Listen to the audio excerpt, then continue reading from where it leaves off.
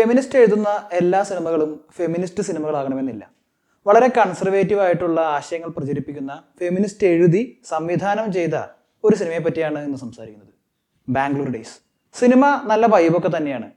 പക്ഷേ ഓരോ തവണ കൽപ്പന അവതരിപ്പിച്ച അമ്മ കഥാപാത്രം സീനിൽ വരുമ്പോഴും ഒരു കോമഡി ബാക്ക്ഗ്രൗണ്ട് മ്യൂസിക് ഉണ്ട്. അതെ, മറ്റേ അടുപ്പില്ലേ? അയ്യോ, വിറകടുപ്പൊന്നുമില്ല അമ്മ. വിറകല്ല മോനെ, ഇൻഡക്ഷൻ. അച്ഛൻ ഗോവയിൽ പോയി എന്ന് അറിയുമ്പോൾ മകൻ ഭയങ്കര ഹാപ്പിയാണ്. ഇത് ഗയല്ല, ഗോവയാണ്. അച്ഛനോട് ക്ഷമിക്കണം. പക്ഷേ അമ്മ ഫ്രണ്ട്സിന്റെ ഒപ്പം ചീട്ട് കളിക്കുമ്പോൾ മകന് ദേഷ്യം വരുന്നു.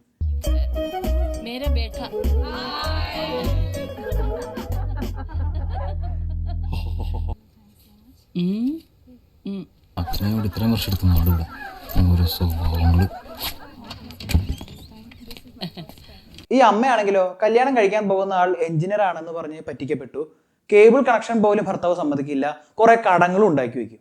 പട്ടണത്തിൽ പഠിച്ചേ എഞ്ചിനീയർ ആണെന്ന് പറഞ്ഞിട്ടാ എന്റെ വീട്ടുകാർ നിന്റെ അച്ഛനെ കൊണ്ട് എന്നെ കല്യാണം കഴിപ്പിച്ചത്.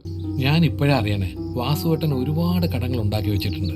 കടക്കാർ ഓരോരുത്തരായിട്ട് വന്നു തുടങ്ങി. ഇതെങ്ങനെ ഓണാക്കണേ? നിന്റെ അച്ഛനോട് പറഞ്ഞ കേബിളേ എടുക്കില്ല. എന്നിട്ട് അച്ഛന് മാത്രം ശ്വാസം വിട്ട്. ഇത്രയും നാള് ശ്വാസം പൊട്ടി ജീവിച്ച ഞാൻ ഇപ്പോഴാണ് ശുദ്ധമായി ശ്വസിക്കുന്നത്. അങ്ങേര് കാരണം ഈ മുടിഞ്ഞ തറവാട്ടി ജീവിതം തുലച്ചവളാ ഞാൻ. അച്ഛൻ അച്ഛന്റെ സന്തോഷങ്ങൾ കണ്ടെത്തുമ്പോൾ ചിരിക്കുന്ന മകൻ, അമ്മ അമ്മയുടെ സന്തോഷം കണ്ടെത്തുമ്പോൾ ദേഷ്യം വരുന്നത് എന്തിനാ?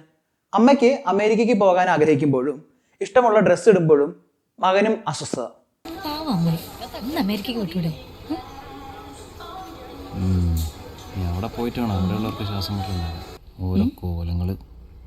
ഇത് അവിടെ ചെന്നിട്ടിട്ടാലും പോരെ, ജെയിംസ് ബോണ്ടെന്ന വിചാരം. അല്ല, അച്ഛൻ പോയത് ഗോവയിൽ കൃഷി ചെയ്യാനൊന്നും അല്ലല്ലോ. എന്താ എത്രമാത്രം സന്തോഷിക്കാൻ? അഞ്ജലി മേനോൻ ഇത് എന്തിനാ ഇങ്ങനെയൊക്കെ എഴുതി വെച്ചിരിക്കുന്നതെന്ന് ഇതുവരെ മനസ്സിലായിട്ടില്ല.